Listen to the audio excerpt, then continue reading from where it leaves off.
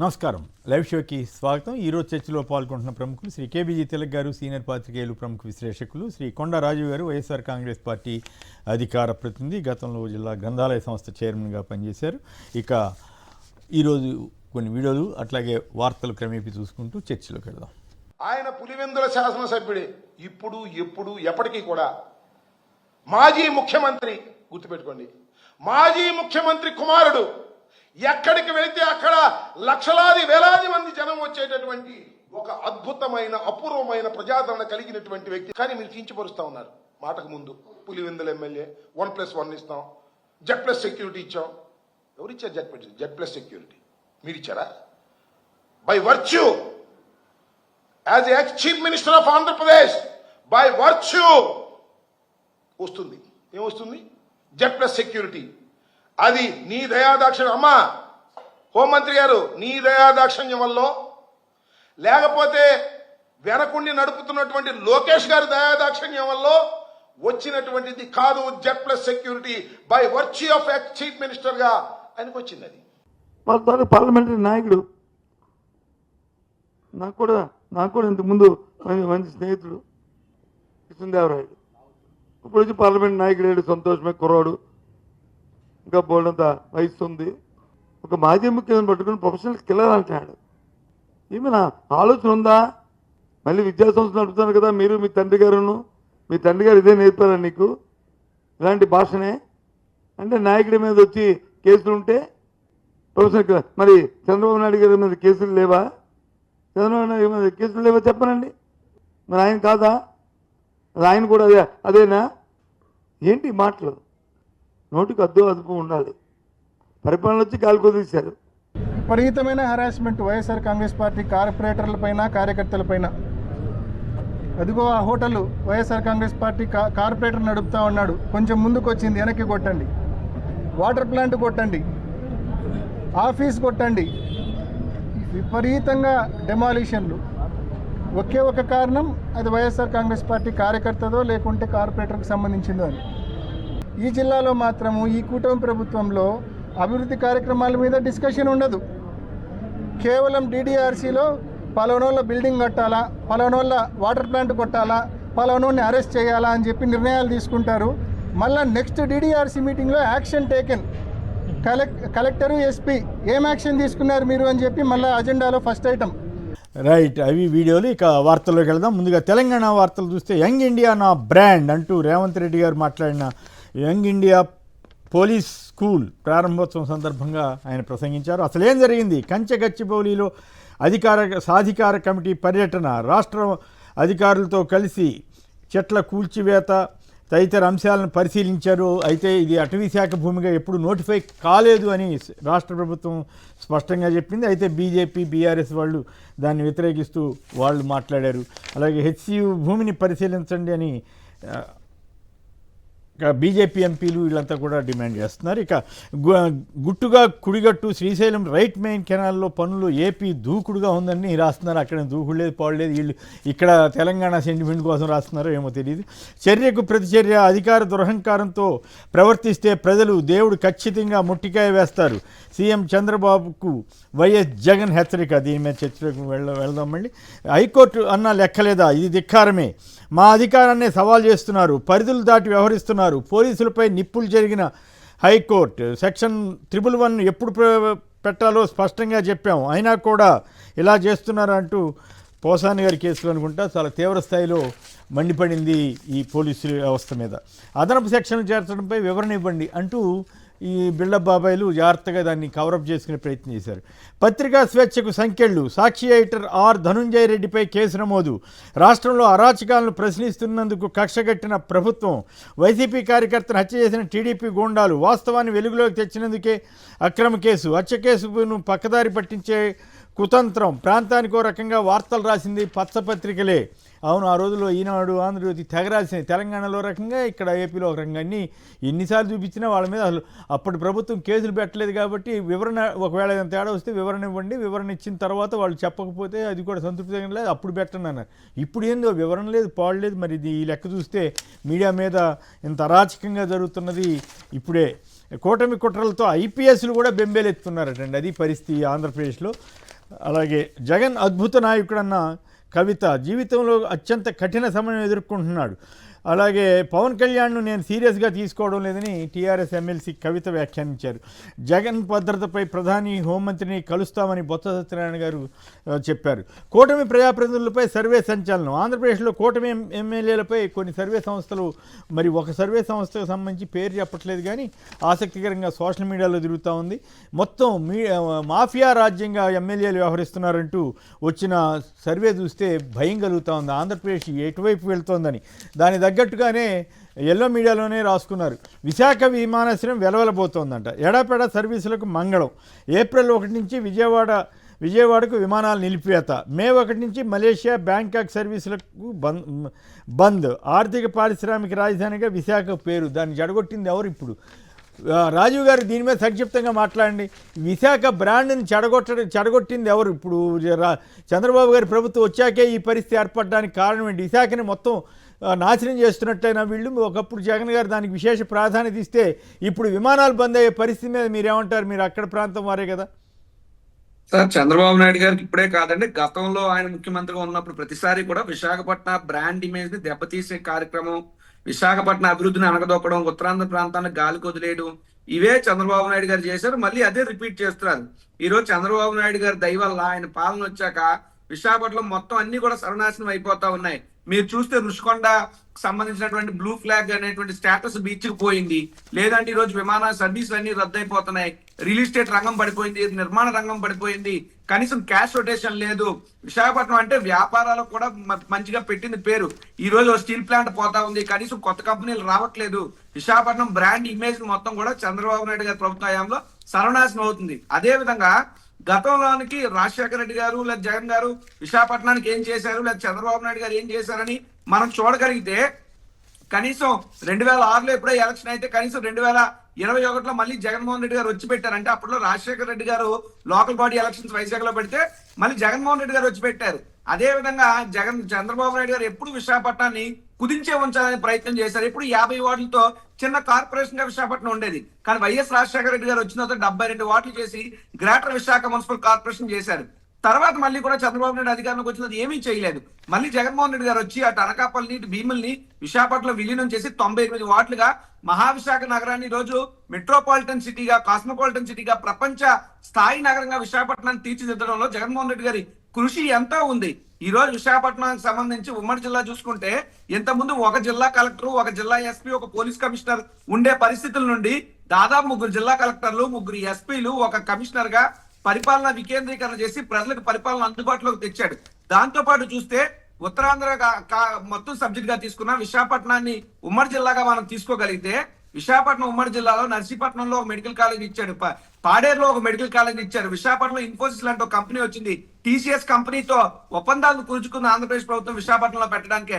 విశాఖపట్నంలో ఒక Inorbit mall ని జగన్మోహన్ రెడ్డి గారు తీసుకొచ్చారు. లేదా విశాఖపట్నంలో ఒక ఎన్ఐడి ఫ్లైఓవర్ ను తీసుకొచ్చారు. విశాఖపట్నంలో ఒక బల్క్ డ్రగ్ పార్క్ ను తెచ్చాడు. విశాఖపట్నంలో ఒక జగన్మోహన్ రెడ్డి గారు ఒక గ్రీన్ హైడ్రోజన్ హబ్ ని తీసుకొచ్చాడు. ఈ రోజు చూస్తే విశాఖపట్నం నడిబొడిన విఎంఆర్డీఏకి సంబంధించి 100 కోట్ల వ్యయంతో నిర్మించినటువంటి ఒక అధునాతన భవంతి, దానికి నిధులు ఇచ్చింది జగన్మోహన్ రెడ్డి గారు, నిర్మాణం జరిగింది జగన్మోహన్ రెడ్డి గారి హయాంలో. ఈ రోజు దానికి అద్దాలు ఫిక్స్ చేసేసి ఇది మాదేనమ్మా అంటూ తగుదనమ్మా అని సిగ్గు లేకుండా ప్రచారాలు ఆలు చేసుకుంటున్నారు. జగన్మోహన్ రెడ్డి గారి ప్రభుత్వంలో ఎంతో చేశారు. విశాఖపట్నం బ్రాండ్ ఇమేజ్ ని జగన్ గారు క్రియేట్ చేశారు. ఎప్పుడు it's never before and ever after sir. Global investors summit పేరుతో వందలాది మంది పారిశ్రామికవేత్తలు, మరీ ముఖ్యంగా అంబానీలు, ఆదానీలు, వీళ్ళందరినీ విశాఖపట్నం తీసుకొచ్చి ఇగో ఇది మా స్టామినా, ఇది మా సమర్థత, మీరు రండి విశాఖపట్నంలోనే ఆంధ్రప్రదేశ్ రాష్ట్రంలోని పెట్టుబడులు పెట్టండి అని విశాఖపట్నాన్ని వేదికగా చేసుకుని జగన్మోహన్ రెడ్డి గారు ఆంధ్రప్రదేశ్ రాష్ట్ర ఇమేజ్ ని పెంచితే ఈ రోజు ఆ విశాఖపట్నాన్నే వీళ్ళు సర్వనాశనం చేస్తున్నారు. ఎంత దౌర్భాగ్యం సార్. ఫ్లైట్లు లేవనంటే రేపు విజయవాడ ఎవరైనా వెళ్ళాలంటే ఎలా వెళ్తారు సార్ విశాఖపట్నం నుంచి?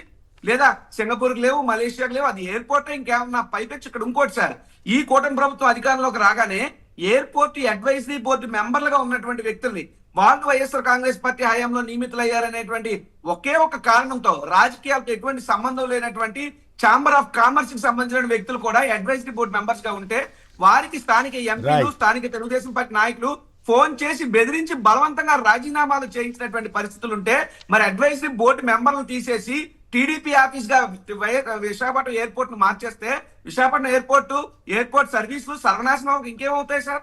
రైట్, నిజంగానే అసలు ఏపీ బ్రాండే నాశనం అయిపోతుంది. ఏపీ ఎమ్మెల్యేలు అంతా అరాచకంగా ఉన్నారని చెప్పి ఇందాక ఒక మిత్రుడు అంటున్నాడు కదా, రెడ్ బుక్ అనేది ఒక ఏపీకి డిజాస్ట్రస్గా ఫలితంగా మారుతుంది. రెడ్ బుక్ అనుసరించే నాయకులు వీళ్ళందరినీ కూడా వ్యాఖ్యానిస్తున్నారు. అయినప్పుడు కూడా వాళ్ళకి ఏమి చేమగుట్టినట్లేదు. ఆంధ్రప్రదేశ్ని నాశనం చేస్తారో ఎంపాడో.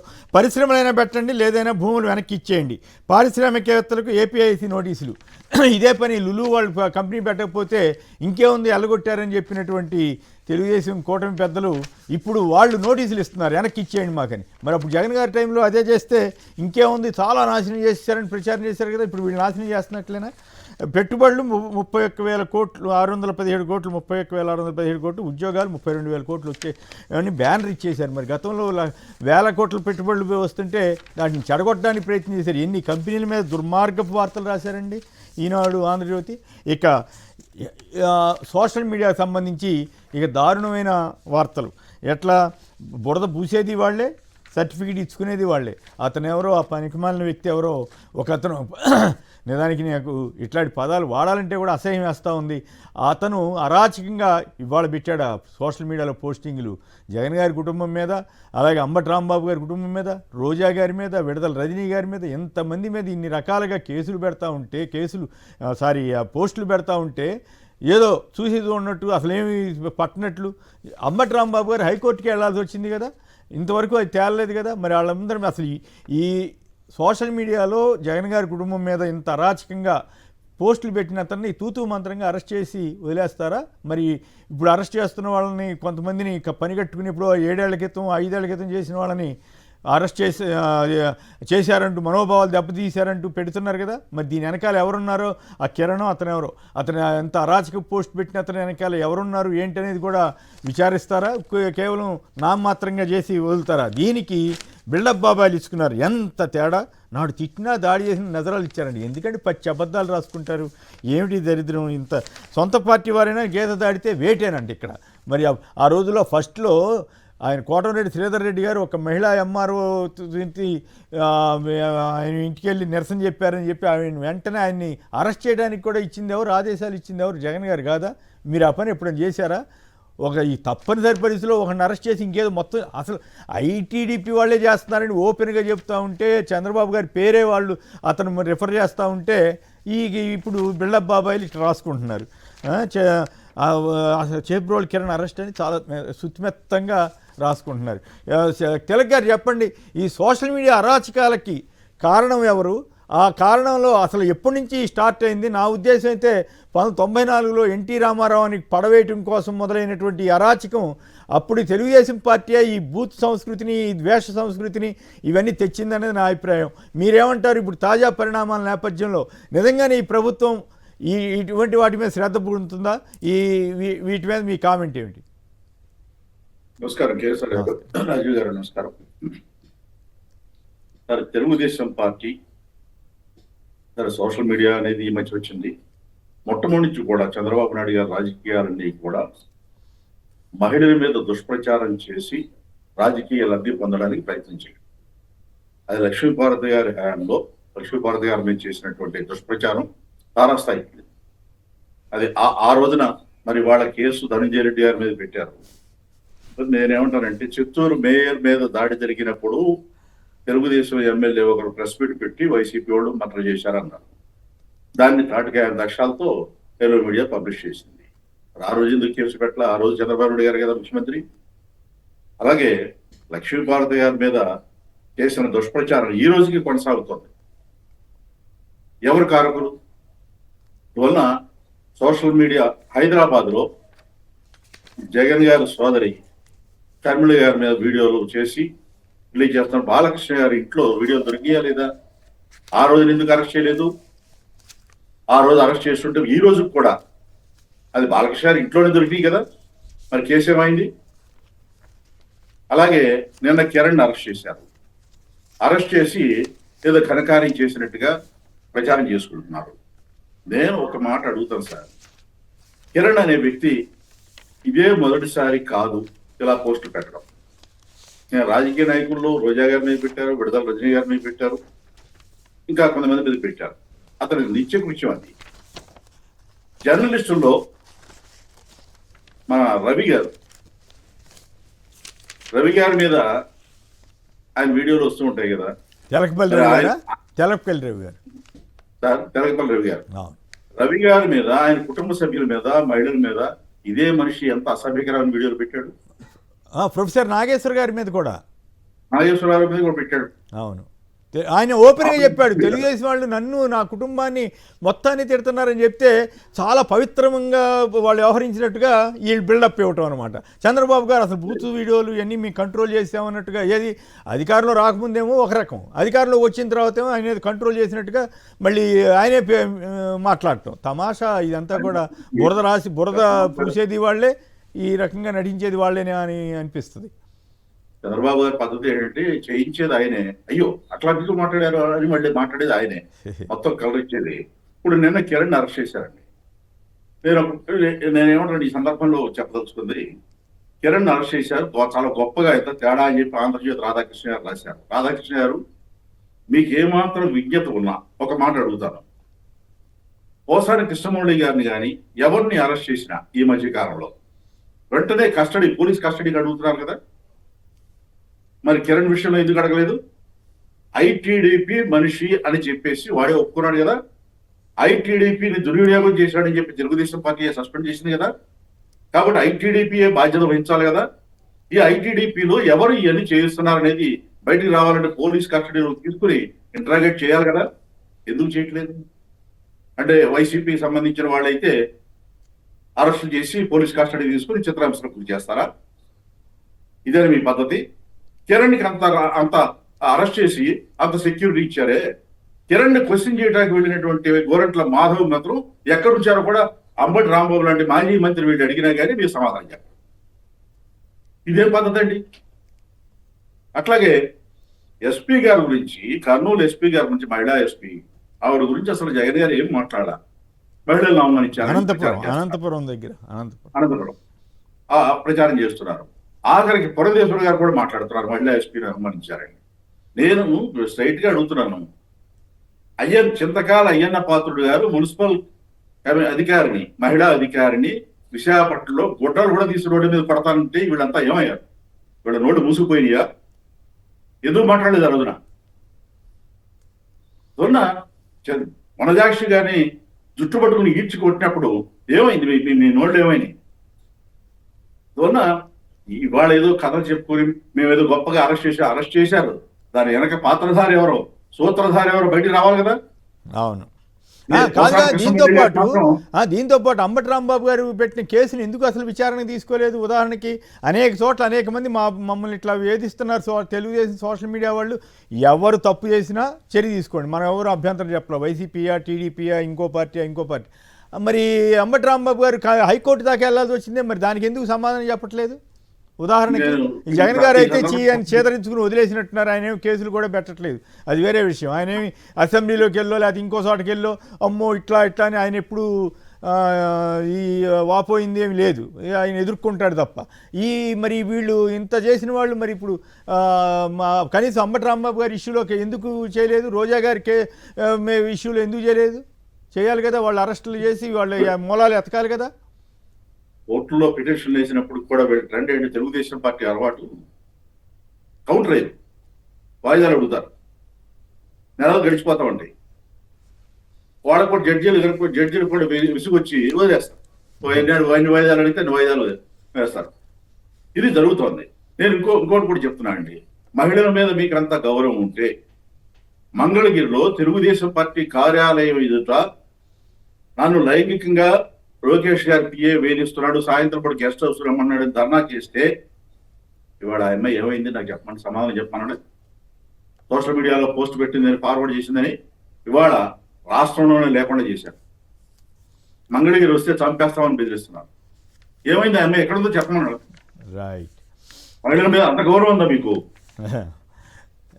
రైట్. రాజీవ్ గారు మీరు కూడా మాట్లాడండి. ఈ కిరణ్ విషయంలో సూత్రధారి బయటపడే వరకు ఇంట్రాగేట్ చేయాల్సింది తప్ప ఊరికి అరెస్ట్ చేసాం అంత తేడా ఇంత తేడా రాధాకృష్ణ కబుర్లు చెప్తే కుదరదండి. రైట్. మీ ఆశ కానీ అది జరుగుద్దా? రైట్. రాజీవ్ గారు.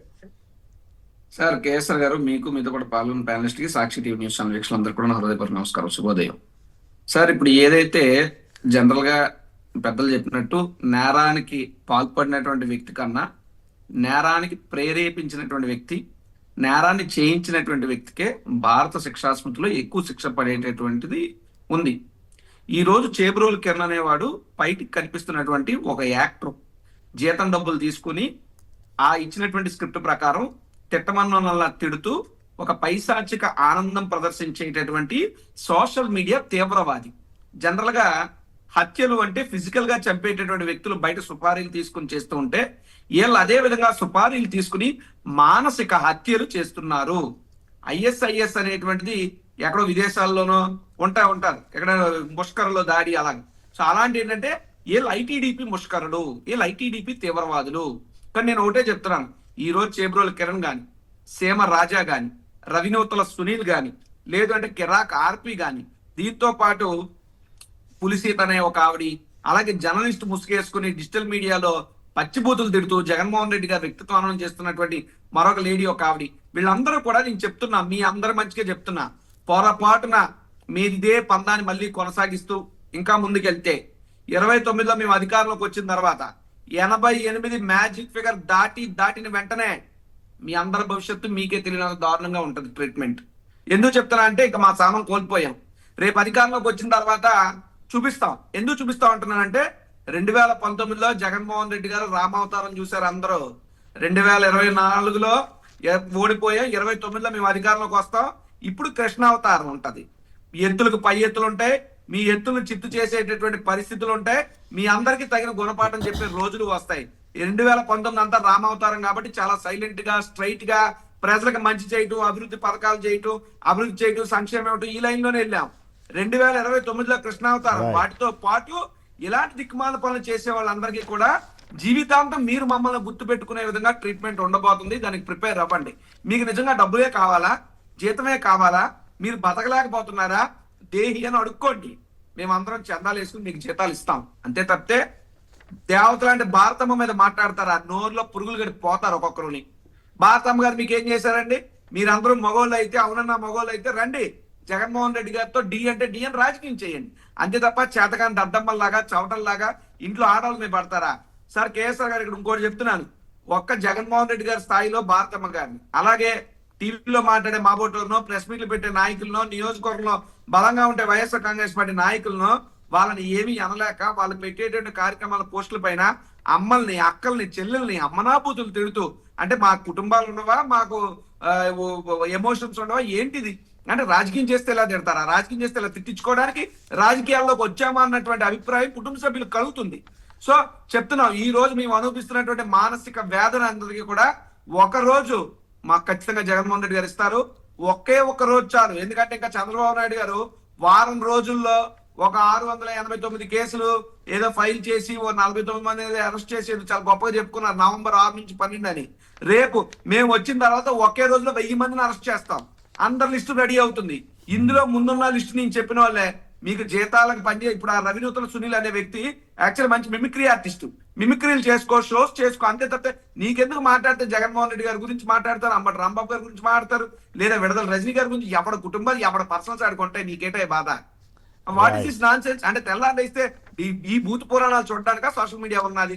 ఇంకోటి చెప్తున్నాను సార్, ఈ రోజు చంద్రబాబు నాయుడు ఇచ్చిన కలరింగ్ ఎలా ఉందంటే, ఆంధ్రజ్యోతి పేపర్ కలరింగ్, అదుర్సు అనే ఓ సినిమాలో జూనియర్ ఎన్టీఆర్ గారు బ్రహ్మానందం గారి మధ్య జరిగే ఒక కాన్వర్సేషన్, అందులో బ్రహ్మానందం గారి డైలాగ్ ఒకటి ఉంటుంది సార్.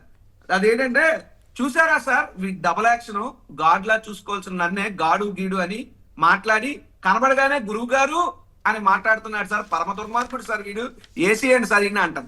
అలా ఏంటంటే ఏదో ముడ్డిగిల్లి జోలపాడి పాడినట్టు ఏళ్ళే రాయిస్తారు, ఏళ్ళే తిట్టిస్తారు, ఏళ్ళే జుగుప్సాకరంగా పోస్టులు పెట్టిస్తారు. ఈ రోజు మళ్ళీ ఏళ్ళే అరెస్ట్ చేసినట్టు పెద్ద బిల్డప్ ఇస్తారు. ఎవరండి చేబ్రోలు కిరణ్? ఎవరు అతను? తాడు బొంగరం లేనోడు. ఆయన తీసుకొచ్చి ITDPలో పెట్టింది ఎవడు? ఆడికి స్క్రిప్ట్ ఇచ్చింది ఎవరు? ఆడికి ఫండింగ్ ఇస్తుంది ఎవరు? ఆ పాయింట్ బ్లాంక్ ఛానల్ ఎవరిది? దాని MD ఎవడు? ఆ పాయింట్ బ్లాంక్ ఛానల్ ఏ IP అడ్రస్ నుంచి వర్కౌట్ అవుతుంది? ఇలా మీరు ఎంతమందిని చేస్తారు? అంటే కనీసం ఒక 2వ క్లాస్ 3వ క్లాస్ పాప వచ్చి జగన్మోహన్ రెడ్డి గారిని కలుసుకున్నా సరే ఆ పాపమే ట్రోలింగ్స్ చేస్తారు. ఎవరో పాపం ఒక అమ్మాయి జగన్మోహన్ రెడ్డి గారి దేవులు బాగా చదువుకొని మేఘనా అని పాప బెండపూడి స్కూల్లో బాగా చదివి జగన్మోహన్ రెడ్డి గారి ముందు ఇంగ్లీష్ మాట్లాడితే ఆ పాపను ట్రోలింగ్స్ చేస్తారు. ఏంటిది? చిన్న పెద్ద తేడా లేకుండా, రాజకీయాలకి ఉన్నోళ్ళు లేకుండా, మామూలు వాళ్ళకి సంబంధం లేకుండా ఎవరిని పడితే వాళ్ళని ఇష్టం వచ్చినట్టు ట్రోలింగ్స్ చేస్తా ఉంటే దీనికోసమైనా సోషల్ మీడియా ఉన్నదని మేము అడుగుతున్నాం. ఖచ్చితంగా మీరు ఇటువంటి దుర్మార్గమైనటువంటి చర్యలు తప్పత ఆపాలని చెప్పి మేము డిమాండ్ చేస్తూ, చంద్రబాబు నాయుడు గారి సర్కార్కి చిత్తశుద్ధి ఉంటే, నిజంగా మీరు అంత ఆపేసే మనగాళ్ళని మీరు అనుకుంటే అరెస్ట్ చేయాల్సింది కిరణ్ కాదు, కిరణ్ వెనకాతలు ఉన్నటువంటి వ్యక్తుల్ని మీరు అరెస్ట్ చేయండి. ఆ వ్యవస్థ ఏంటో బయట పెట్టండి, వాళ్ళ ఫైనాన్షియల్ ట్రాన్సాక్షన్స్ తీయండి, కిరణ్ కి ప్రతి నెల ఎవరి అకౌంట్ నుంచి డబ్బులు పడుతున్నాయో తీయండి. ఇవన్నీ చేసినప్పుడు మీ చిత్తశుద్ధి నిరూపించుకోండి. అంతే తప్ప ఏదో వచ్చాం అరెస్ట్ చేసాం అంటే, ఈ అరెస్ట్ అనేటువంటిది కేవలం వైఎస్ఆర్ కాంగ్రెస్ పార్టీ కార్యకర్తలు, ప్రజలు చాలా కోపోద్రిక్తులు అయ్యారు ఈ దుశ్చర్య వల్ల. దాని వల్ల అతను ఏమన్నా చేస్తారనేటువంటి భయంతో అతన్ని అరెస్ట్ అనేటువంటిది పోలీస్ ప్రొటెక్షన్ ఇవ్వడానికి తప్పితే ఇంకొకటి కాదు.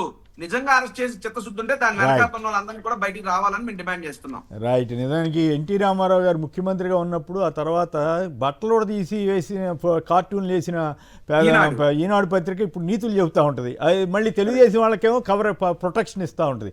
వైసీపీలో ఎవరైనా తప్పు చేస్తే వేయండి, తప్పేం కాదు, మనం ఎవరం కాదనం. విచిత్రం ఏంటంటే చెప్పుకోవచ్చు, ఇంతవరకు నేను చెప్పలేదు. నాకు ఒక విషాద ఘటన ఎదురైతే ఆశ్చర్యం కలిగించింది. దారుణంగా నా మీద వాట్సాప్లో వాటిల్లో పెడితే కొందరు మిత్రులు నా దృష్టికి తీసుకొచ్చి దరిద్రం పానిండి అని నేను వదిలేశాను.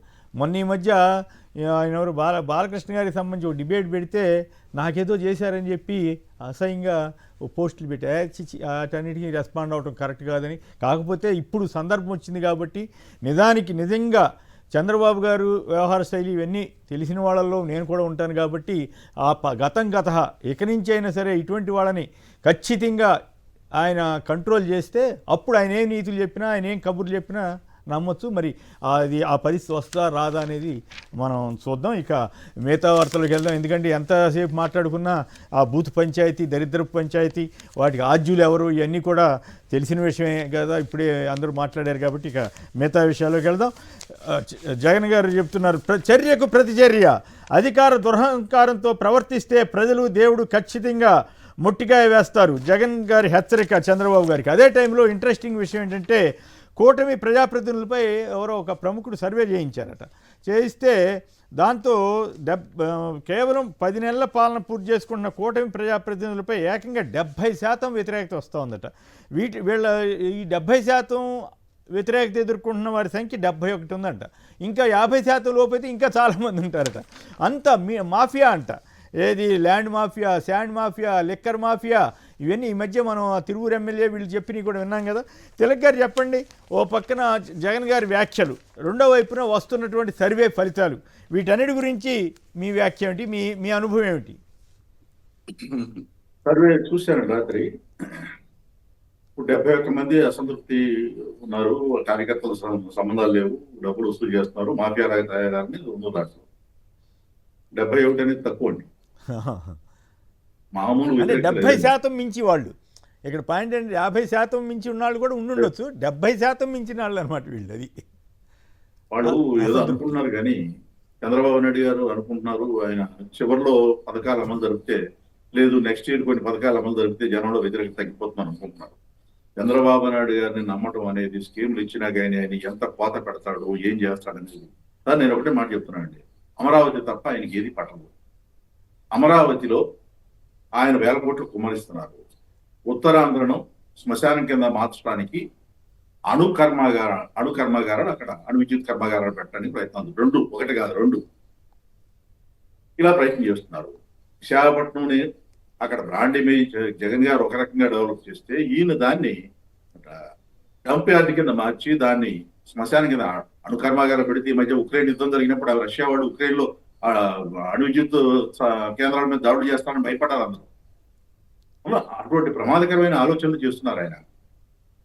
రెండోది, ఈ అసంతృప్తి అనేది ఇప్పుడు ఈ మధ్య తెలుగుదేశం పార్టీ వాళ్ళు సర్వే చేసుకున్నారు. వాళ్ళు కూటమి ఎమ్మెల్యేలు ఉన్న చోట ఎలా ఉందనేది. 31 చోట్ల కూటమి మధ్య సయోధ్య లేదు, ఇప్పుడు ఎన్నికలు జరిగితే మాత్రం గెలవడం కష్టం అనేది వచ్చింది. వాళ్ళకి చంద్రబాబు నాయుడు గారు ఒకటండి. ఇప్పుడు తిరువురు ఎమ్మెల్యే గారు ఏం చెప్పారు, ఆయన లోగడ తప్పులు చేస్తే కేసులు పెట్టలేదు, మరి ఆ వైసీపీ వాళ్ళ ఇల్లు కూలిస్తే కేసులు పెట్టలేదు. కానీ ఇప్పుడు మాత్రం తెలుగుదేశం పార్టీలో చంద్రబాబు నాయుడు గారి కులానికి సంబంధించిన వారి మీద ఆ, మౌఖికంగా దాడి చేస్తున్నారు కాబట్టి ఇక ఆయన మీద దాడి మొదలైపోయింది. ఇది అదే జేసీ ప్రభాకర్ రెడ్డి గారు సీఎం రమేష్ గారికి గొడవ వస్తే జేసీ ప్రభాకర్ రెడ్డి గారికి నోటీస్ సీఎం పడింది. రమేష్ ఆయన గారు సీఎం సీఎం రమేష్ గారికి రాకపోయినా కాదు ఆదినారాయణ రెడ్డి గారికి జేసీ ప్రభాకర్ రెడ్డి గారికి సీఎం రమేష్ గారికి ఆదినారాయణ రెడ్డి గారికి ఇట్లా గొడవ.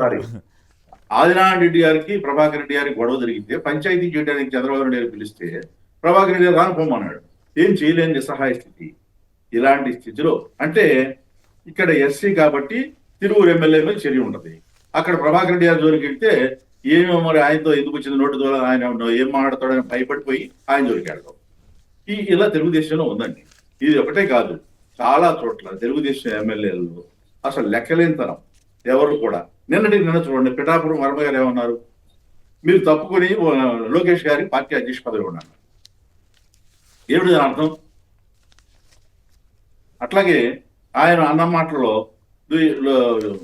లోకేష్ గారి యోగాడం వల్ల గెలిచామన్నారు. అంటే మీరు పవన్ కళ్యాణ్ గారు అంటున్నారా? పవన్ కళ్యాణ్ గారికి వాళ్ళు కాదని అంటున్నారా? చంద్రబాబు నాయుడు వాళ్ళు కాదని అంటున్నారా? ఇలాంటివన్నీ చాలా ఉన్నాయి. ప్రజల్లో మాత్రం తీవ్రమైన వ్యతిరేకత ఉందండి. ఇప్పుడు మామూలు వ్యతిరేకత కాదు. చంద్రబాబు నాయుడు గారికి ఏమాత్రం నమ్మకం ఉన్నా ఆయన చేస్తున్న పనుల వల్ల ఆయన నిజంగా బనకచర్ల ఇంకోటి చెప్పాలి. బనకచర్ల ఆయన 30,000 కోట్ల రూపాయలు పోలవరంకే డబ్బుల కోసం కేంద్రం చుట్టూ కాళ్ళెరిగేలా తిరుగుతున్నారు 10 ఏళ్ల నుంచి. బనకచర్ల 80,000 కోట్లతో ఎక్కడ సాధ్యం అవుతుంది? అది దాని అంతరార్థం ఏంటంటే ప్రైవేట్ వాళ్ళకి అప్పగిస్తాడు కట్టమని. కట్టిన తర్వాత నీళ్లు అమ్ముకుంటాడు. నీళ్లు అమ్మి దాన్ని లోన్ తీరుస్తామని అప్పులు చేస్తారు. ఇది ఆయన ఆలోచనలో.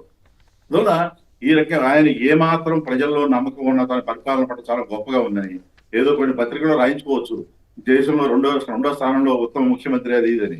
ఆయన రాయటానికి ఏమైనా పత్రికల్లో ఎలా వార్తలు వస్తే తెలియని విషయాలు కాదు. అందువల్ల ఆయనకి అంత నమ్మకం ఉంటే ఇప్పటికిప్పుడు రాష్ట్రం అంతా ఎన్నికలు జరపక్కర్లా అన్ని చోట్ల. మీకు ఆయన నమ్మకం ఉంటే కొన్ని ఇంపార్టెంట్ నియోజకవర్గాలు సెలెక్ట్ చేసుకుని ఎన్నికలు జరపమనండి. ఎన్నికలు జరిపితే అధికారం ఆయన చేతిలో ఉంది. నంద్యాల ఉప ఎన్నిక ఎట్ట జరిగిందో చూడలేదా? ఈవీఎంలు ఇప్పుడు మొన్న కిందసారి ఈవీఎంల ఎఫెక్ట్ ఎట్లా ఉందో చూడలేదా? వచ్చేసారైనా ఈవీఎంల విషయంలో జాగ్రత్తగా లేకపోతే ప్రమాదం అనేది చాలా మంది అభిప్రాయం.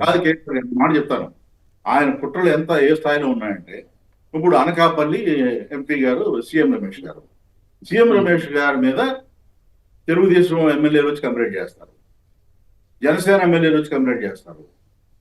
ఇంకొక వదంతి ఏంటి, సీఎం రమేష్ గారు పవన్ కళ్యాణ్ గారి మీద ఒక రిపోర్ట్ అమిత్ షా గారికి ఇచ్చారని. ఒక విధంగా ఇచ్చుంటే సీఎం రమేష్ గారు ఆ పవన్ కళ్యాణ్ గారి మీద రిపోర్ట్ ఇచ్చుంటే చంద్రబాబు నాయుడు తెలియకుండా చేస్తారు. అది ఆయన బీజేపీలో ఉండొచ్చు. ఇప్పుడు ఆయన కుట్రలు ఎన్ని రకాలుగా సాగుతున్నాయంటే ఇప్పుడు ఈ సందర్భంలో చెప్పాల్సింది ఉంది. ఇప్పుడు పవన్ కళ్యాణ్ పోలీసుల మీద విపరీతమైన అభిమానం ఉన్నట్టు 2 రోజుల నుంచి ప్రకటనలు వస్తున్నాయి. జగన్ గారు ఏదో అవమానించిన ఆయన స్పెసిఫిక్ గా తప్పు చేసిన గురించి మాట్లాడారు. నేనేం చెప్తానంటే ఇప్పుడు పోలీసు వాళ్ళ గురించి ఒక విషయం చెప్తున్నాను. తెలవడానికి జరిగింది, జనసేనలో విస్తృతంగా ప్రచారంలో ఉన్నమాట చెబుతున్నాను. పవన్ కళ్యాణ్ గారికి మద్దతు ఇచ్చారని ఆయన కులానికి చెందిన పోలీసు అధికారులను లిస్ట్ అవుట్ తయారు చేసి వాళ్ళకి సరైన పోస్టులు ఇవ్వకుండా చేశారా లేదా? ఎక్సైజ్ అసిస్టెంట్ కమిషనర్ ఆయనకి పోస్ట్ ఇవ్వమని అడిగితే కొల్లు రవీంద్ర గారు ఆయన తెలుగుదేశం పార్టీ వాళ్ళని వేధించాడు వైసీపీ గవర్నమెంట్ లో. మరి ఆయన వైసీపీ వేధించారని చెప్పేసి ఆ అసిస్టెంట్ కమిషనర్ వైసీపీ వాడు వేధించారు, సరైన పోస్ట్ ఇవ్వలేదు మళ్ళీ ఒకసారి చెప్తారు. ఆ అసిస్టెంట్ కమిషనర్ పోస్ట్ ఇవ్వడానికి కొల్లు రవీంద్ర గారు వ్యతిరేకిస్తే చివరికి కొంతమంది అచ్చెన్నాయుడు గారు లాంటి వాళ్ళు జోక్యం చేసుకుని పోస్టింగ్ ఇప్పించారు. అంతే. అయితే ఇక్కడ పాయింట్ ఏంటంటే ఎల్లో మీడియానే రాసిందండి, మంత్రి కొల్లు ఓఎస్డీ తొలగింపంట. ఈ గనుల శాఖపై తీవ్ర విమర్శల నేపథ్యంలో అంటే ఈ మాఫియాగా నడుస్తోంది అనడానికి ఇది ఒక ఉదాహరణ. పళ్ళు రాలుతాయి రాస్కేల్ అంటూ టీడీపీ ఎమ్మెల్యే గంట నియోజకవర్గంలో సహనం కోల్పోయి మాట్లాడారంట. సో ఇవన్నీ కూడా ఎగ్జాంపుల్స్గా కనపడుతున్నాయి. అందుకనే జగన్ గారు దురహంకారంతో వ్యవహరిస్తే చర్యకు ప్రతిచర్య ఉంటుందని చెప్పి ఆయన స్ట్రాంగ్ వార్నింగ్ ఇచ్చినట్లేనా మన రాజీవ్ గారు? సార్ ఖచ్చితంగా సార్, జగన్మోహన్ రెడ్డి గారు జగన్ 2.0 ఉంటుందని ఏ రోజైతే చెప్పారో ఆ రోజు నుండే మా నాయకుల్లో కానీ కార్యకర్తల్లో కానీ కొంత మనోస్థైర్యం మాకు వచ్చింది. ఎందుకంటే జగన్మోహన్ రెడ్డి గారికి కూడా అర్థమైంది గ్రౌండ్ లో పరిస్థితులు వేరేలా ఉన్నాయి. జగన్మోహన్ రెడ్డి గారు మంచితనంగా నిజాయితీగా పాలన చేస్తుంటే జగన్మోహన్ రెడ్డి గారి యొక్క మంచితనాన్ని ప్రతిపక్ష పార్టీలు చేతకాంతనంగా తీసుకుంటున్నాయి అన్న విషయం నాయకుడికి కూడా అర్థమైంది. నాయకుడు కూడా చర్యకు ప్రతిచర్య ఉంటాది అని చెప్పడంలోనే మా నాయకులకు, కార్యకర్తలకో, పార్టీ కేడర్కో, ప్రజలకు ఒక ధైర్యాన్ని, ఒక భరోసాని ఇచ్చారు అన్నటువంటి విషయం ఇంకోసారి మీకు తెలియజేస్తున్నా. కాబట్టి ఈరోజు చేసి మాకు ధైర్యం వచ్చింది. ఏం చేస్తా చేయండి, కాలం ఎల్లకాలం ఉండిపోదు కదా. జగన్మోహన్ రెడ్డి గారు చెప్పినట్టు ఈ రోజు వెళ్తుంటే రేపు చీకటి వస్తుంది, సాయంకాలం చీకటి వస్తుంది, మళ్ళీ రేపు తెల్లవారు వెళ్తురు వస్తుంది. ఇదంతా కామన్. ఈ రోజు మేము ఓటమి అనేటువంటి చీకట్లో ఉండొచ్చు గాక, కానీ రేపు ఖచ్చితంగా మేము మళ్ళీ విజయం అనేటువంటి ఉదయంతో మేము వస్తాం. ఇక్కడ ఎవరో ఒక పెద్ద ఆయన చెప్పినటువంటి మాట గుర్తొస్తుంది. ఒక విజయం ముందర ఇక్కట్లు, ఉదయం ముందర చీకట్లు, రావడం అన్నది మామూలు అని. ఖచ్చితంగా ఈరోజు మేము చీకట్లో ఉన్నాం, భవిష్యత్తు మేము ఉదయిస్తాం. మేము ఉదయించిన రోజు ఈ చీకట్లో మమ్మల్ని ఇబ్బంది పెట్టినటువంటి ఎవరిని కూడా వదిలిపెట్టాం. అది మాత్రం డిసైడ్ అవ్వండి. ఇష్యూ అది కాదు, ఇష్యూ అది కాదు. మీ ఆవేశం అంతా అటువైపు వెళ్తుంది. కానీ ఇప్పుడు ఆ ఇష్యూ ఒకటి జగన్ గారి స్పీచ్, 2 ఆంధ్రప్రదేశ్లో ఒక సర్వే సంస్థ వాళ్ళు చేసిన దాని ప్రకారం ఆ రకమైన మీడియా, రకరకాల మాఫియా వ్యవస్థలు నడుస్తున్నాయి, ఎమ్మెల్యేలు మాఫియాలుగా మారారనేటువంటి ఆరోపణ ఎక్కువ మంది, 71 మంది ఎమ్మెల్యేల మీద రిపోర్ట్. ఇక్కడ అదే ఖచ్చితంగా మాట్లాడంటే మీరు నా ఆవేదన అన్నారు, కానీ భారతమ్మ గారి గురించి మాట్లాడితే రక్తం మరిగిపోదు సార్. మా ఆవేదనలో అర్థం లేదంటారా? ఆవేశం ఈరోజు శ్వాస అయిపోయింది. మాకేం చేస్తాం? ఒకప్పుడు ఆశయం మా శ్వాసగా ఉండేది, కానీ వీళ్ళు చేస్తున్న అక్రమాలు, అరాచకాలు, భారతమ్మ గారి జోలు గురించి మాట్లాడుతుంటే తోలు తీసేయాలన్నంత కోపం వస్తుంది, కానీ ఏం చేయలేకపోతున్నాం. టైం వచ్చిన రోజు తోలు తీసేస్తాం, మొహమాట వేయలేదు. ఎవరు తోలు తీసినా ఈ తోలు తీయటాలు ఇవన్నీ కూడా కరెక్ట్ కాదు. పవన్ కళ్యాణ్ కూడా అట్లాగే మాట్లాడేవారు, చంద్రబాబు గారు మాట్లాడారు, లోకేష్ గారు మాట్లాడారు, మళ్ళీ మీరు కూడా మాట్లాడుతున్నారు అట్లా. సార్ ఒక మాట కేసర్ గారు, ఓకే, గతంలో అధికారంలో ఉన్నప్పుడు ఇప్పుడు రాజీవ్ గాంధీ ఈ మాట మాట్లాడలేదు. అధికారంలో ఉన్నప్పుడు రాజీవ్ గాంధీ ఎవరి జోలికి వెళ్ళలేదు. ఈ రోజు గ్రౌండ్ లో పూర్ణ మార్కెట్ వేదికగా నేను గురవుతున్నటువంటి హింసలు, నా మీద జరుగుతున్నటువంటి దాడులు, నా తాలూకా మనుషులు పెడుతున్నటువంటి ఇబ్బందులు చూస్తుంటే నన్ను రాజకీయాలు వదిలేమని నా కుటుంబం నుంచి ప్రజెక్ట్స్ వస్తున్నాయి నాకు. మరి నేను కడుపు మండి మాట్లాడకపోతే ఏం మాట్లాడతాను సార్? ఖచ్చితంగా రేపు అధికారం వచ్చిన తర్వాత ఇదే విశాఖ దక్షిణ నియోజకవర్గంలో నన్ను, నా మనుషుల్ని, నా వర్గాన్ని ఇబ్బంది పెడుతున్నటువంటి పోలీస్ అధికారుల్ని, జోనల్ కమిషనర్ని, వాళ్ళకి సహకరిస్తున్నటువంటి తెలుగుదేశం కూటమి పార్టీ నాయకుల్ని ఎవరిని కూడా నేను వదిలిపెట్టను. సాక్షి వేదికగా ఈ రోజే చెప్తున్నాను నేను. ఒకటి ఇది పక్కన పెట్టండి. ఇక ఇచ్చినటువంటి సర్వే గురించి చెప్తే ఖచ్చితంగా కూటమి ప్రభుత్వం మీద తీవ్ర స్థాయిలో వ్యతిరేకం ఉంది. వాళ్ళ ఎమ్మెల్యేలు, వాళ్ళ తాలూకా మంత్రులు అడ్డు అదుపు లేకుండా ఒక లిక్కర్ మాఫియాలో గాని, మైనింగ్ మాఫియాలో గాని, మట్టి మాఫియాలో గాని, ఇసుక మాఫియాలో గాని, ఇక్కడ ఇంకో కొత్త పద్ధతి ఏమొచ్చిందంటే కోళ్ళకి, చేపలకి కనీసం కట్టుకున్నటువంటి ప్రైవేట్ దుకాణాల దగ్గర నుండి, ఒక బళ్ళు పెట్టుకునేటటువంటి ప్రాంతాల నుండి ప్రతి ఒక్కరి నుండి కూడా నెలవారీ మామూలు అనేటువంటిది ఇది ఎప్పుడు నేను చూడలేదు సార్. ఇలాగా నాకు తెలిసిన దాంట్లో అంటే ప్రతి ఒక్కరి దగ్గర నుండి లంచాలు పుచ్చుకుంటూ కేవలం చేస్తున్నటువంటి దుర్మార్గ కార్యక్రమాల వల్ల ప్రజలు తీవ్ర వ్యతిరేకత వచ్చింది. అయితే ప్రజలు కూడా తెలివైన వాళ్ళు, విజ్ఞులు, సమయం సందర్భం బట్టి వాళ్ళ వ్యతిరేకతని ఓటు రూపంలో తెలియజేయడానికి ఆల్రెడీ ప్రిపేర్ అయి ఉన్నారు. 10 నెలల కాలంలోనే మొత్తం సినిమాని చూపించేసింది కూటమి ప్రభుత్వం. ఎందుకు నేను చెప్తున్నానంటే, అన్నం ఉడికిందా లేదా చూడాలంటే అన్నం మొత్తాన్ని కిలికేయాల్సిన అవసరం లేదు. ఒక మెతుకు పట్టుకుంటే తెలిసిపోద్ది అన్నం ఉడికిందా లేదా అని. అలాగే వీళ్ళ పరిపాలన బాగుందా, చెత్త పరిపాలన, మోసం చేసే పరిపాలన లేదా మంచి పరిపాలన అని తెలుసుకోవాలంటే 5 ఏళ్ల తర్వాత చూడక్కర్లేదు, 6 నెలల్లో తెలిసిపోయింది. 10 నెలలకి ప్రజలకు సినిమా అర్థమైపోయింది. వీళ్ళ మాటల్లో ఒకటి, చేతల్లో మరొకటి అని చెప్పి. అంటే పేరు గొప్ప, ఊరు దిబ్బా కింద వీళ్ళ పరిపాలన ఉంది.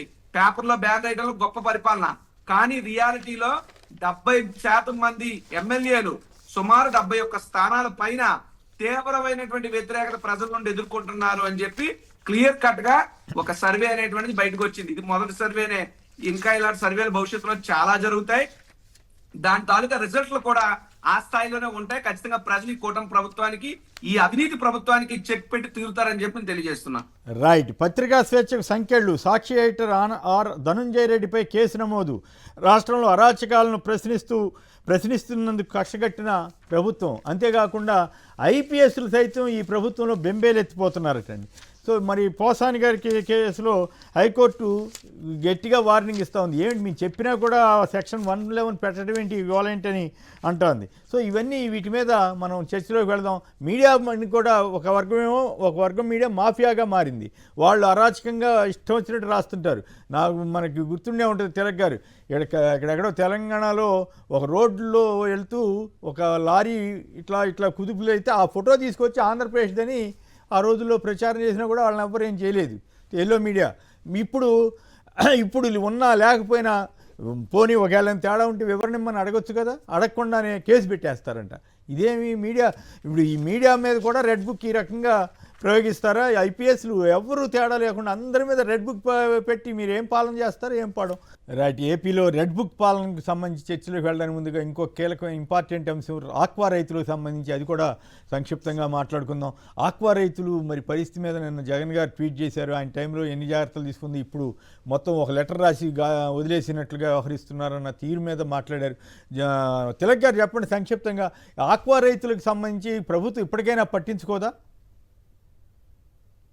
స్పందిస్తుందని నేను అనుకోవట్లేదండి. మిర్చి రైతులకు కష్టం వచ్చిందంటే కేంద్ర ప్రభుత్వానికి ఒక లేఖ రాసి మీరు ఇంటర్ఫేర్ కావాలని చేతులు దొరుకుతున్నారు. ఆక్వా రైతులకు కష్టం వచ్చిందంటే మీరు అమెరికా వాళ్ళతో మాట్లాడండి అని చెప్పేసి సెంట్రల్ గవర్నమెంట్కి ఒక లెటర్ రాసి చేతులు దొరుకుతున్నారు. ఆయన ఇదే చేసే పని ఇదేనండి. వ్యవసాయ రంగాన్ని సర్వనాశనం చేయడానికని కంకణం కట్టుకున్నట్టుగా ఉంది తప్ప ఈ రాష్ట్రానికి ఏది పట్టదు. ఆయనకి అమరావతి తప్ప వ్యవసాయ రంగం పట్టదు. ఆయన జగన్ గారు ఒక కీలకమైన పాయింట్ రేజ్ చేశారు. అమెరికా వాళ్ళు 90 రోజులు ఆపేశారు కదా టారిఫ్ల వ్యవహారం, అయినా కూడా ఇక్కడ ఎందుకు రేటు పెరగట్లేదు, ఇదంతా కావాలని ఏదైనా జరుగుతుందా అని ఆయన అనుమానం వ్యక్తం చేశారు. మరి అటువంటి వాటి మీద జాగ్రత్తలు పడాలిగా. అసలు నేను అన్ని గంటలు పని చేస్తాను, ఇన్ని గంటలు పని చేస్తానని చెప్పుకునే తెలుగుదేశం పెద్దలు మరి ఇటువంటి విషయంలో జాగ్రత్తలు తీసుకుంటే బాగుంటుంది కదా. ఇప్పుడు సూటిగా చెప్పాలంటే తెలుగుదేశం పార్టీతో కుమ్మకైనటువంటి సిండికేట్, రోజుల వ్యాపారుల సిండికేట్ ఈ ధర తగ్గడం కారణం. దానికి ట్రంప్ పేరు చెప్పేదో నాటకాలు అంటారు. జగన్ గారు లెటర్ రాసిన దాంట్లో ఆయన రాసిన దాంట్లో ఫ్రీజ్ అయిందా? రాజు మీరు కూడా దీని మీద సంక్షిప్తంగా మాట్లాడండి. అయింది ఫ్రీజ్ సార్, జగన్మోహన్ రెడ్డి గారి ప్రభుత్వ హయాంలో జగన్మోహన్ రెడ్డి గారు ఆక్వా రైతులకి అండగా నిలబడడంలో భాగంగా ఫిష్ ఆంధ్ర అని చెప్పి పెడితే ఆయన ఎంతో ట్రోల్ చేశారు. అప్పుడు ఫిష్ ఆంధ్ర, ఇప్పుడు ఫినిష్ ఆంధ్ర. అప్పుడేమో ఫిష్ ఆంధ్ర, ఇప్పుడు ఫినిష్ ఆంధ్ర. అంటే ఆంధ్ర పని అయిపోయింది ఆక్వా రంగంలో. జగన్మోహన్ రెడ్డి గారి ప్రభుత్వ హయాంలో ఆక్వా రంగానికి కానీ మిర్చి రంగానికి కానీ ఏ పరంగా చూసుకున్నా వ్యవసాయం రైతులకి అన్ని రకాలుగా అండగా నిలబడ్డారు. ఏ రోజు రైతు ఇలాగా బయటకు వచ్చినటువంటి పరిస్థితులు లేవు. కానీ ఈ రోజు ఆక్వా రైతులు అలో లక్షణాన్ని బాధపడుతున్నారు. మిర్చి రైతులు కడుపు మండిపోయి ఏడుస్తున్నారు. ఎక్కడా కూడా రైతాంగానికి ఇప్పుడు ఉన్నటువంటి ప్రభుత్వం పట్టించుకున్నటువంటి దాఖలాలు లేవు. కేవలం లెటర్లు రాస్తే కాదండి, మనుషులు కదిలితే పనులు అవుతాయి. లెటర్లు రాస్తే కాదు, మనుషులు కదిలితే పనులు అవుతాయి. ఇంకొక విషయాన్ని కూడా మీకు చెప్తాను సార్ సంక్షిప్తంగానే. అంటే పరిపాలన ఎంత దారుణంగా ఉందంటే వాలంటీర్ వ్యవస్థను ఎలాగా తీసుకోవాలి మనకి తెలుసు. దానికి పోయి పవన్ కళ్యాణ్ కూడా ఏదో పిచ్చి మాటలు మాడుతున్నాయని అది వేరే విషయం. సచివాలయ వ్యవస్థ, ప్రజలందరికీ అందుబాటులో ఉండేటువంటి సచివాలయ వ్యవస్థ 2000 మందికి ఓ సచివాలయాన్ని పెట్టి సుమారు 10-11 మంది సెక్రటరీలను పెట్టి పరిపాలన అంతా కూడా ప్రజలకు చేరువుగా జగన్మోహన్ రెడ్డి గారు చేస్తే, ఈ రోజు ప్రభుత్వం తీసుకున్న చర్యలు ఏంటండి? 2500 లోపు, అంటే 2500 వరకు 2 సెక్రటరీలు ఇస్తారట. ఏం చేయడానికి అండి? 3500 నుంచి 5000 మంది జనాభా ఉంటే 3 సెక్రటరీలు అట.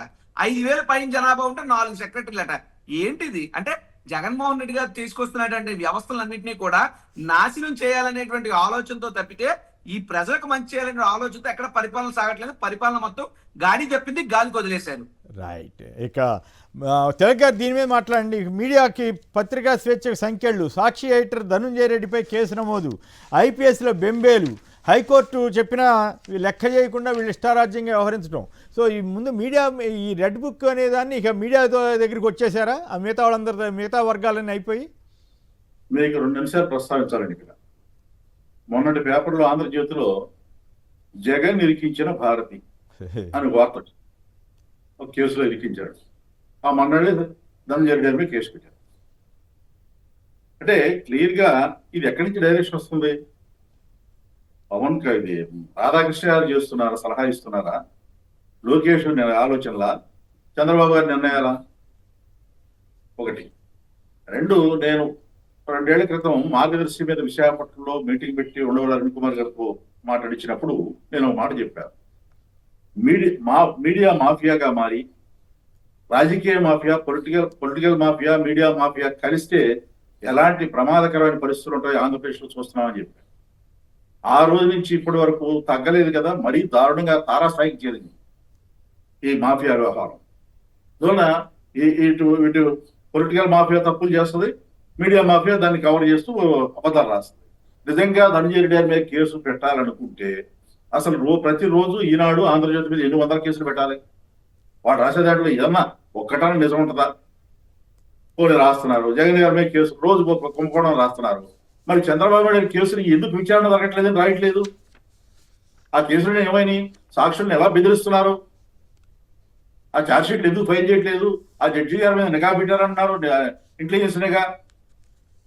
ఏమిటిది? ఇది మాఫియా కాకపోతే జడ్జి మీద నిఘా ఏంటి? జడ్జీలు, సుప్రీంకోర్టు జడ్జీల మీద రాధాకృష్ణ గారు వ్యాసం రాస్తారు. సుప్రీంకోర్టు జడ్జి మీద, ఆంధ్రప్రదేశ్ లో ఇక్కడ జడ్జి మీద, మహిళా జడ్జి మీద ఇంటెలిజెన్స్ నిఘా పెడితే ఆయన వార్త రాయాలి. చాలా గమ్మత్తుగా ఉందండి ఆంధ్రప్రదేశ్ లో పరిపాలన. అందువల్ల మాఫియా పరిపాలన తప్ప మరొకటి కాదు అనేది నా అభిప్రాయం. అయితే మరి హైకోర్టు చెప్పినా కూడా వింటలేదు, ఐపీఎస్లు సైతం బెంబేలెత్తున్నారంట కదా? హైకోర్టు చెప్పినా విన్నాడు. ఇప్పటికీ ఇప్పుడు పోలీసులు జగన్మోహన్ రెడ్డి గారు ఏదో అన్నారని చెప్పి వాళ్ళు 2 రోజులు నానా యాగి చేస్తారు ప్రెస్ మీట్ పెట్టించి. హైకోర్టు చెప్పిన దానికి ఏం సమాధానం చెబుతారు? ఆ వార్తలే వేరు. హైకోర్టు వీళ్ళని దుమ్ము దులిపేస్తే ఒకసారి కాదు, 2 సార్లు కాదు, ఇప్పటికి 3 సార్లు జరిగింది. ఈ 3 సార్లు సమాధానం ఏం చెప్పారు? తెలుగుదేశం ఆయన సమాధానం చెప్పారా? పోనీ వెనక్కి తగ్గారా కేసులు పెట్టడంలో? ఏమి సిగ్గు పట్టలేదు, వెనకాటలేదు, వెరపు లేదు. ఈ రాష్ట్రంలో మేమే రాజులం, ఈ రాజ్యం మాది అనుకుంటారు తప్ప కోర్టులు, పోలీసులు అన్నీ కూడా మా చేతిలో ఉన్నాయనే భయంకరమైనటువంటి ఉన్మాదంలో ఉన్నారు. దీనికి వీళ్ళ చర్యలకి కూటమిలో ఉన్నారు కాబట్టి కేంద్ర ప్రభుత్వంలో ఉన్న బీజేపీ మద్దతు ఉందా లేదా అనేది వాడిని స్పష్టంగా చెప్పాలి. బహారంగా బీజేపీ బాధ్యత వహిస్తుందా? మాకు బాధ్యత ఉందని చెబుతారా? కాదు. జగన్ గారి మీద వెంటనే విమర్శ చేసిన పురంధరేశ్వరి గారు వైఎస్ భారతి గారి మీద అంత అరాచకంగా పెట్టిన పోస్టులు మాత్రం ఖండించట్లా. చంద్రబాబు గారు వాళ్ళంతా బూతులు తిట్టినప్పుడు అస్సలు నోరు విప్పల. అప్పుడు ఎన్నికల ప్రచారంలో బాగుంది అనుకున్నారో ఏం పాడో మరి. ఇట్లా ఉంటే బీజేపీ వాళ్ళ పరిస్థితి. మరి ఈ రకంగా వాళ్ళు ఆంధ్రప్రదేశ్ని, బీజేపీని రకంగా చంద్రబాబు గారికి ఇచ్చేశారు కదా ప్రస్తుతం. అయితే దాని గురించి మనం మాట్లాడుకోవడం. ఇదే కాకుండా ఇంకోటి ఇంట్రెస్టింగ్ వార్త ఏంటంటే, కాకాని గోవర్ధన్ రెడ్డి అక్రమ అరెస్ట్ కోసం నెల్లూరు ఎస్పీ మీద ఒత్తిడి చేస్తున్నారట. ఇంకా ఎందుకు అరెస్ట్ చేయలేదంటే డీజీపీ ఆగ్రహం వ్యక్తం చేస్తున్నారంట. దాంతో ఈయన ఎస్పీ గారు అనారోగ్యానికి గురయ్యారు, అస్వస్థతకు గురయ్యారంట. వేరే విధేయుడైన ఇంకో ఆఫీసర్ని తీసుకొచ్చి పెట్టాలని ప్రయత్నం చేస్తారట. పెడతారండి. ఇప్పుడు ఎందుకంటే తెలుగుదేశం పార్టీకి అనుకూలంగా ఉన్నవాళ్ళు ఇప్పుడు తిరుపతిలో తొక్కిసాడు జరిగితే ఎస్పీ గారు సిట్లు మెంబరు. చేసేది ఇవే పనులు. ఇప్పుడు మీడియా ఎట్లా ఎదుర్కోవాలి? సాక్షి మీద ఇంకెన్ని కేసులు పెడతారో, ఎట్లా పెడతారో, సాక్షి జర్నలిస్టుని ఎవరిని బతకనిస్తారో లేదో వీళ్ళు తెలియదు. కానీ మరి దీన్ని ఎట్లా ఎదుర్కోవాలని మీరు సలహా ఇస్తారు? ఇప్పుడు ఒకటండి, మొదటి నుంచి వైఎస్ఆర్ కాంగ్రెస్ పార్టీ వైఖరి చూస్తే నాకు అర్థమైంది. మొదటి ఇప్పటికీ పార్టీ పెట్టినప్పటి నుంచి ఇప్పటి వరకు కూడా డిఫెన్స్ తప్ప అఫెన్స్ లేదు. తెలుగుదేశం వాళ్ళు ఆరోపణ చేయటం, వీళ్ళు సమాధానం ఇవ్వటం, ఎల్లో మీడియాలో కథ రాయటం, వీళ్ళు బాధపడటం ప్రెస్ మీట్ పెట్టి. అఫెన్స్ అనేది లేనే లేదు. పైగా నాకు తెలిసిన సమాచారం చెప్తాను. జగన్మోహన్ రెడ్డి గారు ఎంత పద్ధతిగా ఉంటారంటే, ఇప్పుడు అదే చంద్రబాబు నాయుడు గారు అయితే జగన్మోహన్ రెడ్డి 2 లక్షల కోట్లు తిన్నాడని రాస్తున్నామని అంటే, కాదయ్యా 10 లక్షలని రాయండి అంటాడు. జగన్మోహన్ రెడ్డి గారు, సార్ చంద్రబాబు నాయుడు గారు తప్పు చేశారంటే ప్రూఫ్ ఏంటి, జీవో ఉందా, ఇలా అడుగుతారు. రాజకీయాల్లో మరీ ఇంత మంచితనం అయితే అప్పుడు కాదు మైసూరా గారు అప్పుడు వైసీపీలో ఉన్నప్పుడు ఒక విషయం బయట పెట్టారు. అంతకుముందు తెలియజేసిన నుంచి వచ్చాడు కదా, జగన్ గారి కేసుల్లో ఎంత చెప్పొచ్చు ఏంటి అని ఈయన కమిటీ వేసి ఆరోపణలకి సంబంధించి చెప్పి ఒక రిపోర్ట్ ఇమ్మన్నా అంట. రిపోర్ట్ ఇస్తే వాళ్ళు ఎంత ఎదిగినా 1000 కోట్లు 2000 కోట్లు ఇట్లా ఏదో అనుకుని చెప్పొచ్చేమో. అది కూడా అది అక్రమ కేసా కేసా అని పక్కన పెడితే అప్పుడు చంద్రబాబు గారు ఇది నేను చెప్పేది కాదండి, మైసూరారెడ్డి గారు నాకు ఇంకో వేరే టీవీలో పని చేసినప్పుడు లైవ్లో చెప్పాడు, 1,00,000 కోట్లని రాసేయండి అన్నాడంట. ఇట్లా ఉంటుంది వ్యవహారం. అప్పటి నుంచి 1,00,000 కోట్లని ప్రచారం చేశారు. ఈనాడు, ఆంధ్రజ్యోతి బ్యాండ్ బాజా వాయిస్తుంటాయి. అంటే అబద్ధాలు చెప్పడానికి, అబద్ధాల్లో కూడా విపరీతమైన అతిశయోక్తి కలిపి జనాన్ని నమ్మించాలని ఒక తాపత్రయం అందులో కనపడతా ఉంటుంది అనమాట. ఇప్పటికీ మారండి. గ్లోబల్ స్టార్ గోబెల్స్ ఉంటే ఆత్మహత్య చేసుకున్నాడు చంద్రబాబు నాయుడు గారు చూసి. రైట్. ఓకే రాజు చెప్పండి. సార్ కంప్లీట్ చేయండి. ఒకటి, ఇప్పుడు జరుగుతున్నటువంటి ఈ అరాచక పాలన నుంచి పార్టీని గాని ప్రజలను గాని ఒక కవచంలా కాపాడుతుంది సాక్షి అనేటువంటిది. అది పత్రిక అయినా టీవీ ఛానల్ అయినా వీళ్ళు చేస్తున్నటువంటి అరాచకాలను ప్రపంచానికి చూపిస్తుంది, లేదా వీళ్ళ నిత్యం ప్రశ్నిస్తుంది. రెండోది ఏంటంటే సోషల్ మీడియా. ఈ సోషల్ మీడియా వాళ్ళందరినీ ఎలాగ కేసులు పెట్టి బెబ్బెలెత్తి భయపెట్టి ఏదో దే ట్రైంగ్ ఆపడానికి. అదే విధంగా ఇంకా నెక్స్ట్ టార్గెట్ సాక్షి. సాక్షి ముందు సాక్షి పత్రిక, టీవీ పత్రిక దాన్ని ఆపగలిగితే ఆ ఎడిటర్ గారి మీద కేసులు పెట్టి బెంబేలు ఎత్తించి భయపెడితే ఏదో సాక్షి రాయటం మానేస్తుంది అనేటువంటి ఒక ఆలోచన. కానీ ఈ ఓడతూపులకు జడిసిపోయేంత సినిమాలో సాక్షి యాజమాన్యం కానీ సాక్షిలో పనిచేసిన వ్యక్తులు కానీ ఎస్పెషల్ ధనంజయ రెడ్డి గారు లాంటి ఎడిటర్ కానీ ఉంటారని నేను అనుకోను. ఈ సాక్షిలో పనిచేస్తున్న ప్రతి ఒక్కరు కూడా దేర్ ఆల్ రోరింగ్ లయన్స్. ఈ కూటమి ప్రభుత్వానికి ఎదురెళ్ళి పోరాడుతున్నారు మీరందరూ కూడా. సో మీ అందరికీ ఖచ్చితంగా వీళ్ళు ఎన్ని ఇబ్బందులు పెట్టినా ఇంకా తారాస్థాయిలో ఇబ్బందులు ఉంటాయి. మీ అందరి మీద కూడా మా అందరి మీద కూడా మర్డర్ కేసులు పెట్టేస్తారు, ఎస్సీ ఎస్టీ అట్రాసిటీలు పెట్టేస్తారు, దొంగతనం కేసులు కట్టేస్తారు. ఇంకేం లేదు, దొరికిన ప్రతి కేసులో కూడా మనల్ని ముద్దగా చేర్చేసి ఎలాగైనా మనల్ని ఆపాలనేటువంటి లక్ష్యంతోనే ఈ కూటమి ప్రభుత్వం మీడియాని ఒక మాఫియాగా తయారు చేసి దాడి చేస్తున్నారు. వెనక నుండి యంత్రాంగాన్ని ఉపయోగించి మన మీద కేసులు కడుతున్నారు. ఖచ్చితంగా ఒకటే, జగన్మోహన్ రెడ్డి గారు నన్ను చెప్పారు, దేవుడు దయ, దేవుడు ప్రజలు దయ ఉన్నంత వరకు ఇలాంటి కేసులు ఎవరిని ఏమీ చేయలేవు. Time will answer for every activity. ఇది ఒకటి. ఇకపోతే మీరు బీజేపీ గురించి మాట్లాడారు కదా, బీజేపీ పురంధరేశ్వర గారు ఏం మాట్లాడదని.